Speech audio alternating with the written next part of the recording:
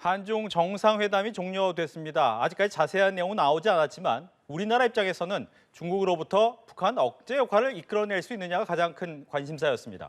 하지만 미국과 중국 간 대립이 첨예한 상황에서 오히려 우리나라에 대한 중국의 압박이 커질 수 있다는 전망도 있습니다. 봉영식 연세대 통일연구원 전문연구위원과 이야기 나눠봅니다. 안녕하십니까? 안녕하십니까? 네, 한 20분 정도, 25분 정도 회담을 하고 끝났습니다. 먼저 회담의 의미를 좀 정리해 주시죠. 회담이 성사됐다는 것이 굉장히 중요한 성과다 이런 말씀을 먼저 드리겠습니다. 유엔 총회 때 밖에서 복도에 서서 바이든 대통령과 윤석열 대통령이 환담을 했지 않습니까? 그런 성격의 비공식적인 정상 간의 만남이 아니라 네. 정식으로 한국의 윤석열 대통령과 이번에 그 제3선 장기 집권의 길을 공식화한 시진핑 주석이 공식적으로 만나서 정상회담을 했다. 그래서 공식적인 이야기를 솔직담백하게 짧은 시간이나마 서로 교환했던 것이 굉장히 중요한 면이라고 먼저 말씀드리겠습니다. 예, 순방 마지막 날에 이제 회담이 성사되는데 그동안에 회담합니까? 합니까라는 질문에 지켜봐 달라라고 얘기를 해왔거든요. 물밑 협상은 계속 한 거겠네요. 예, 그런 것 같습니다. 왜냐하면은 이제 비록 짧은 회담이었죠. 그 바이든 대통령과 시진핑 그 중국 주석의 회담은 지금 3시간을 넘었지 않습니까? 거기에 비하면 25분은 좀 너무 짧은 시간이 아닌가 하겠지만 이 모두 발언의 내용을 본다면은 굉장히 중요한 내용은 다 정제돼서 들어가 있다 이런 말씀을 드리겠습니다. 그래서 이 정상회담을 양국 정부가 굉장히 치밀하게 준비한 그런 모습이 보이고 아무래도 지난 유엔 총회 때 윤석열 대통령이 뉴욕으로 가기 전에 대통령실에서 너무 앞서서 한미 정상회담과 한일 정상회담을 기정사실화해서 발표했다가 여러 가지 곤란을 겪지 않았습니까? 그래서 네. 이번에도 워낙 시진핑 주석이 이번 G20 정상회의에서는 모든 정상들이 제일 만나고 싶어하는 지도자니까 그 시 주석의 스케줄에 따라서 어떻게 될지 모르는 불확실성이 있었기 때문에 이 한중 정상회담의 여부에 대해서는 끝까지 양국 정부가 조심스러운 태도를 지킨 것으로 보입니다. 예. 이제 말씀해 주신 것처럼 모두 발언 정도까지만 소개가 됐어요. 보면 이제 시진핑 주석 같은 경우에는 이태원 참사에 대해서 애도하면서 진정한 다자주의를 하자라고 얘기를 했고 우리 윤석열 대통령은 상호 존중의 한중 관계 협력이 필요하다 이런 얘기를 했단 말이죠. 하나씩 좀 설명을 해보죠. 뭐 이태원 참사는 당연한 얘기기도 예, 그렇죠. 하죠. 네. 시진핑 주석이 세계 변혁기를 맞아 한중은 불가분한 협력 관계라 이런 얘기를 강조했습니다. 이것은 이제 국가 전략 보고서 바이든 행정부가 발표한 거기서 세계 질서가 변곡점을 맞았다. 그리고 중국은 그 국제 질서의 재편 의도를 가지고 그러한 경제, 군사, 외교, 기술 역량을 갖춘 국가다. 이렇게 한 것과 일맥상통합니다. 시 주석의 발언도 세계가 변혁기를 맞았다는 것을 명시했습니다.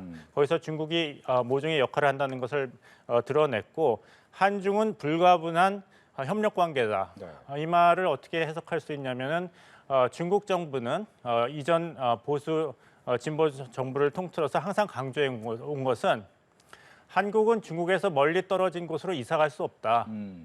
지정학은 변화시킬 수가 없다. 중국은 한국의 이웃나라고 한국은 중국의 이웃나라이기 때문에 이 지정학을 바꿀 수 없기 때문에 한국이 오판을 해서는 안 된다. 미국은 멀리 있다는 것이죠. 그리고 가치에 기반한 어떤 외교안보 전략은 잘못된 선택이다. 결국에는 중국에서 멀어질 수가 없으니까요. 이것을 다시 한번 한국과 중국은 불가분한 협력 관계라는 것으로 애들로 표현한 것으로 보이고요.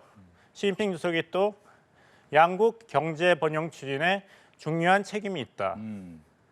양국 경제 번영은 한국도 원하고 중국도 원하는 것인데 왜 다시 이렇게 강조했을까요? 이거는 조건부라는 것이죠. 양국의 경제 번영은 한국이 중국을 배제해서 칩4 동맹에 가입한다든지 인도태평양 경제 프레임워크에 적극적으로 참여한다면 그래서 한국이 미국이 주도하는 중국 배제, 디커플링에 간다면은 과연 한국이 경제 번영 추진에 책임을 다할 수 있을 것인가라는 어떤 그런 의미를 내포한 것으로 보입니다. 그래서 중국과 한국은 양국 관계를 지켜나가야 한다. 근데 시청자 여러분도 한국과 중국은 지금 양국 관계를 지키고 있죠. 네. 근데 지켜야 된다는 것은 한국이 뭐뭐뭐를 하면은 더 좋겠다 이런 것이죠. 예를 들면 사드 추가 배치라든지 이런 중국이 싫어하는 배격하는 것을 한다면은 양국 관계를 지켜나가는데 걸림돌이 될 것이다. 윤석열 대통령도 비슷한 이야기를 했습니다. 새로운 한중 협력 시대를 열어가야 한다. 즉 지금 한중 협력 관계는 있습니다. 그렇죠. 하지만 그것보다 더 나은 업그레이드된 한중 협력 시대를 기대하고 그 말은 이전 정부와는 다른 그런 방식으로 하겠다. 영내 평화 안정 등 글로벌 이슈에 함께 소통하고 한국과 시진핑 주석과는 지난번 25분 전화 통화했을 때 네. 우리 사이에 이미 공감대가 있지 않았냐 이런 얘기를 했습니다. 그렇죠. 그 말은 뭐냐면 이런 목표에 대해서 한국은 중국과 뜻을 같이 하는데 윤석열 대통령이 강조한 것은 중국과 한국은 같은 목표를 추구하지만 그 실현에 따른 수단과 방식은 한국이 정한다. 수단과 방식은 다를 수 있다고 얘기했습니다.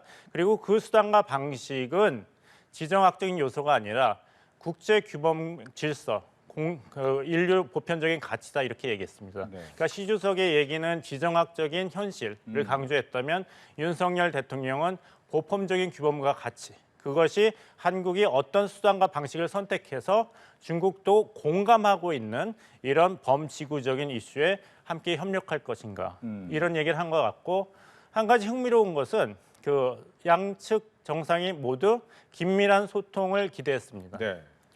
그래서 시진핑 주석의 방안이 어쩌면은 굉장히 짧은 기간에 실현될 가능성도 있다. 제가 좀 너무 앞서 이야기하는 것 같지만 중국 측 입장에서도 시진핑 주석이 한국 달래기의 일원으로서 한국 방한 카드를 적극적으로 모색할 가능성도 보인 것 같고요. 윤석열 정부도 중국 측과 계속 성숙한 한중 관계를 위해서 긴밀히 소통하겠다는 이야기를 강조했었습니까? 긴밀히 소통하려면 어떻게 해야죠? 정상끼리 만나야죠. 만나야죠. 아니면 고위급 회담을 해야죠. 마침 코로나가 종식되고 있습니다. 중국에서도. 이전에 왕이 외교부장이 시진핑 주석의 방안에 대한 질문을 한국 기자들이 했을 때 그 기자들이 마스크를 이렇게 만졌지 않습니까? 이게 없어져야지 가능하지 않겠나 했는데 사실 코로나가 종식되고 있고 또 윤석열 정부가 5월 21일에 미국 한미 정상회담을 했지 않습니까? 네. 그 다음에 6개월이 지났는데 한국의 외교안보 행보를 보면은 다 미국이 좋아하는 방향으로 가고 있는데 과연 언제까지 시진핑 정부가 한국이 계속해서 한국판 인도 태평양 전략까지 발표할 정도로 친미적인 외교안보 정책을 계속 추진하게 놔둘 것인가? 일본은 가능성이 없다고 봐도 되겠습니다. 왜냐하면 일본은 과거에 중국과 제국 대 제국으로 전쟁을 한 나라입니다. 그래서 일본이 중국 시진핑 정부 어떤 외교적인 접근법을 한다 그래서 미국에서 멀어진다거나 네. 아니면 친중적으로 노선을 바꿀 가능성은 거의 없습니다. 일본의 전략적인 포지션은 정해졌다고 해도 과언이 아니죠. 하지만 한국은 다릅니다. 한국은 다르기 때문에 만약에 중국이 한미일 3자 안보 협력의 제일 약한 고리를 공격하고 싶다면 그것은 한국 달래기밖에 될 수 없고 그런 면에서 본다면 시진핑 주석이 이제 장기 집권의 길을 공식적으로 굳혔기 때문에 네. 외교 행보를 나갈 때 한국을 타겟으로 삼지 않을까 조심스럽게 말씀드립니다. 예. 지금 말씀해 주신 걸 좀 정리를 해보면 이 표면적으로 얘기를 했지만 조건을 붙인 협력 얘기를 다 한 거잖아요. 특히나 진정한 다자주의를 얘기를 한다는 것은 현재 있는 칩4라든가 아니면 인도 태평양 관계에서 그 다자가 아닌 우리와 함께 있는 다자를 원한다라는 생각을 갖게 되거든요. 그렇습니다. 그게 중국이 얘기하는 다자주의에 한국도 적극적으로 협력해라 그러는 것이고 네. 윤석열 대통령도 중국이 적극적으로 지지하는 다자주의에 한국도 협력하고 참여하겠다. 하지만 우리가 선택하는 수단과 방식은 보편적인 규범과 가치에 기반한 것이기 때문에 중국이 얘기하는 다자주의와 한국이 얘기하는 다자주의가 단어는 같지만 그 성질이 다를 수 있고 추진하는 수단과 방식도 다를 수 있다. 이런 점을 좀 힌트를 줬다 말씀드리겠습니다. 예. 그렇다면 이제 중국의 입장에서 한국을 달래기 위해서 또 하나 쓸 수 있는 지렛대는 북한이지 않습니까? 그걸 어떻게 사용할 수 있습니까? 그거는 이제 미국과 한국이 선제적으로 중국에게 그 문제만 제출한 것이 아니라 해답도 주었죠. 북한이 제7차 핵실험을 하느냐 안 하느냐가 북한이 비핵화의 진정성을 가지고 있냐를 없냐를 가늠한 시금석이 될 것이라는 얘기는 누차 한국 정부가 강조했고 박진 외교부 장관도 이야기를 했습니다. 네. 북한이 제7사 핵심을 하는데 강행을 하고 만약 중국이 그것을 막지 않는다면은 결국에는 중국도 그 대가의 일부를 책임져야 된다는 것이 바이든 대통령이 이번 미중 정상회담에서 다시 강조한 것이죠. 그러니까 중국 책임이고 그 시금석은 북한의 제7차 핵실험입니다. 네. 그러니까 중국이 우리에 대해서 시금석으로 보고 있는 거는 취포 동맹에 한국이 가입하느냐, IPEF에 가입하느냐고, 그리고 사드 추가 배치를 하느냐, 그리고 우리가 중국 측에 내세운 시금석은 북한이 제7차 핵실험을 할 때 아니면 하기 전에 중국이 어떤 책임 있는 행동을 보이는가입니다. 네. 그렇다면 그 결과에 따라서 한중 관계가 좀 변화될 가능성이 크다라고 볼 수밖에 없는 거네요. 네, 그렇습니다. 그래서 고위급 회담이 앞으로 굉장히 활성화될 것으로 생각합니다. 성숙한 한중 관계를 위해서 긴밀히 소통하겠다. 긴밀히 소통하겠다는 것은 소통을 할 만큼 중요한 이슈들이 있다는 것이고 네. 양측이 같이 협력해서 양측이 만족할 수 있는 결과를 도출하겠다는 데선 공감을 하고 있다는 것입니다. 윤석열 대통령이 공감대 얘기를 했지 않습니까? 그래서 한중 관계는 적어도 단기적으로는 상호가 머리를 맞대고 상호가 좀 만족할 수 있는 공동의 해결책을 모색하는 방향으로 가지 않을까. 근데 만약에 북한이 다시 도발로 돌아간다면은 이런 좋은 기류도 언제 사라질지 모르죠. 예. 그렇다면 이제 우리나라의 외교가 굉장히 중요해질 것 같습니다. 지금 미국 같은 경우에는 인도태평양 발표했을 때 굉장히 좋아했을 것 같아요. 네, 그렇습니다. 그런데 이제 이 상황에서 어떻게 우리나라가 또 움직여야 되냐도 고민될 텐데 어떻게 우리는 외교를 해야 됩니까? 제일 중요한 것은 대한민국의 국익을 최대한 보호하고 증진하는 것이겠죠. 그래서 윤석열 정부가 강조한 것은 한국판 인도 태평양 전략은 어떤 특정 국가를 목표로 하거나 배제하는 것이 아니다. 보편적인 가치와 이익을 증진하기 위한 한국의 대답이다 이렇게 얘기했었습니까? 그 말을 뒤집는다면은 중국이란 특정 국가를 대상으로 한 것이 아니기 때문에 중국의 선택과 행동에 따라서는 얼마든지 한국은 인도태평양 전략 차원에서도 협력할 수 있다는 것이죠. 그러니까 양쪽이 중국도 그렇고 한국도 그렇고 문은 열려 있으니까 네. 들어와라. 하지만 이런 조건이 있다는 것을 계속 암시하고 있는 것으로 보입니다. 알겠습니다. 특히 이제 말씀하신 것처럼 일본이 이 한미일 공조에서 특히 미국과의 공조에서 일본이 떨어져 나갈 일은 없는데 현재 한미일 공조가 시작됐잖아요. 좀 새로운 면모의 이제 굳건한 한미일이 될 것이냐 이 부분은 어떻습니까? 이제 중국의 고민은 그것이죠. 한미일이 왜 이렇게 안보 공조의 수준이 계속 지속적으로 강화되는가? 그것은 마치 나토와 미국 사이의 관계가 트럼프 행정부 때는 그렇게 위기를 맞았는데 짧은 시간 안에 공고화된 것은 러시아의 우크라이나 침공 아니었습니까? 그렇죠. 공동의 위협이 있었기 때문이죠. 한미일 안보 협력이 왜 계속 고도화되고 있는가? 그것은 북한의 행동에 따른 대응입니다. 반응입니다. 그러니까 중국 입장에서는 중국이 가만히 있어도 북한의 도발 때문에 중국의 안보 이익이 계속 훼손되는 이런 현상을 어느 정도는 제어해야 될 그런 정치적인 이해관계가 계속 증가하고 있다 말씀드리겠고 네. 다른 이야기입니다만 이제 기시다 총리와 윤석열 대통령 간의 회담 결과를 보면 아직 자세한 내용은 나오지 있지 않고 있습니다만 강제징용 문제를 포함한 산적해 있는 역사 문제에 대해서 양국 정상이 어떤 폭넓은 공감을 경험했다든지 아니면 구체적인 해결 방안에 접근했다는 것은 아직 나오고 있지 않습니다. 그렇다면 더더욱이 중국 입장에서는 아직 한국과 일본이 일정 정도의 갈등 수준이 있을 때 한국을 아우르는 게 더 효과적인 접근 방법이지 계속 시간을 두고 한국을 배제한다면은 결국 한국, 일본, 미국의 이 안보 협력은 계속 강화될 수만 밖에 없을 것이고 네. 그렇다면 결국의 손해는 중국인 것이죠. 그렇군요. 지금 들어온 속보가 밑에 나가고 있는데 뭐 북한과 관련된 내용 중에 좀 이런 게 있습니다. 윤 대통령이 안보리 이사국 중 중국이 좀 더 건설적 역할을 해줘야 된다라고 북한이 얘기를 했고. 7차 핵실험을 하면 네. 이제까지 중국과 러시아는 안보리 상임 이사국으로서 비토권을 행사했는데 북한이 7차 핵실험을 했는데도 불구하고 또 같은 행동을 한다면 우리는 바이든 대통령이 힌트를 한 미군의 전략적 확대, 지역에서 확대를 협력할 수밖에 없다. 네, 알겠습니다. 중국의 선택이다. 시진핑은 이렇게 대답합니다. 한국이 남북 관계를 적극 개선해 나가기를 원한다. 그리고 담대한 구상이 북한이 호응한다면 지지하겠다. 이런 얘기를 했어요. 저거는 제가 볼 때는 북한 김정은 정권에게 주는 메시지, 시진핑 주석의 메시지라고 보입니다. 네. 북한이 호응하면 중국도 지지하겠다. 즉 북한이 지금 자력갱생 경제 전략을 2019년 2월 하노이 북미 정상회담 결렬 이후에 계속하고 있는데 사실 코로나 사태 그리고 자연재해, 글로벌 공급망 교란과 북중 무역의 단절로 굉장한 고통을 겪고 있지 않습니까? 네.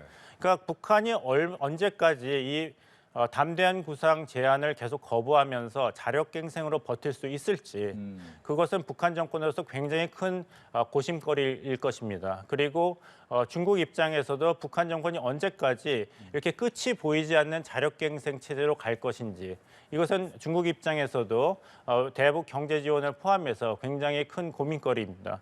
그래서 북한 정권이 조건부라도 한국과의 어떤 경제 협력이라든지 그것을 받아들이고 담대한 구상 제안의 일부라도 받아들인다면은 네. 중국 입장에서도 그렇게 나쁜 현상은 아닌 것이죠. 그걸 통해서 북한이 제7차 핵실험 카드를 접는다면은 한국과 미국이 요구하는 조건도 들어줄 수 있고 북한의 이런 도발 행위도 중단될 것이고 그렇다면 중국 입장에서도 그렇게 나쁘지 않은 그런 결과입니다.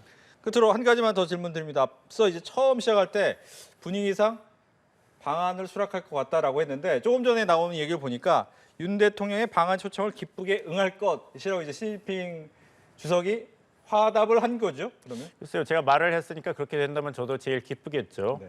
근데 이제 중국이 이 시진핑 주석의 방한 카드를 예전부터 계속 구사를 했습니다. 이번이 처음이 아니고 예를 들면 2020년 6월 2일 한국 언론 매체와 싱하이밍 주한 중국 대사 인터뷰를 했는데 2020년 6월이면 아직 코로나 사태가 심각한 상태인데도 그때 시진핑 주석의 한국 방문 뒤 한중 관계는 폭발적으로 성장 발전할 것입니다. 이렇게 얘기하고 한국 기자가 그럼 설령 한중 양국의 코로나19 상황이 진정돼도 세계의 상황을 봐야 되니까 올해를 넘길 수 있겠네요 했더니 대사가 저는 그렇게 생각하지 않습니다.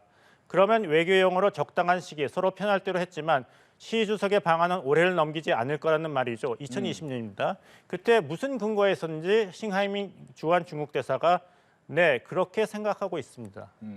그러니까 시진핑 주석의 방한 카드는 계속해서 중국 정부가 한국의 본심을 떠보는데 사용되는 카드라고 생각하고 이번에도 시진핑 주석이 제2차 공산당 당대회에서 장기 집권의 길을 열었기 때문에 다시 한번 이 동아시아 외교를 시작할 텐데 아무래도 한국이 한미일 안보 협력의 중요한 고리이기 때문에 첫 타겟이 되지 않을까 긍정적인 의미에서요. 그런 추측을 해봅니다. 알겠습니다. 이렇게 해서 한중 정상회담과 관련해서 봉영식 연세대 통일연구원 전문위원과 이야기 나눠봤습니다. 오늘 잘 들었습니다.